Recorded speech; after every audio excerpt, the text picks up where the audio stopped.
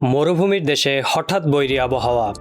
ভারী বৃষ্টিপাতের পূর্বাভাসে সৌদি আরবের মক্কা প্রদেশে জারি করা হয়েছে সর্বোচ্চ সতর্কতা, রেড অ্যালার্ট। সৌদি আবহাওয়া দপ্তরের বরাতে জানা গিয়েছে, মক্কা ও এর চারপাশের অঞ্চলে চরম প্রতিকূল আবহাওয়া, ঝড়ো হাওয়া, শিলাবৃষ্টি এবং আকস্মিক বন্যার আশঙ্কা রয়েছে। এর আগে 21 আগস্ট আল আরদিয়াত ও আল কুনসুদাহ এলাকাতেও একই ধরনের সতর্কতা জারি করা হয়েছিল।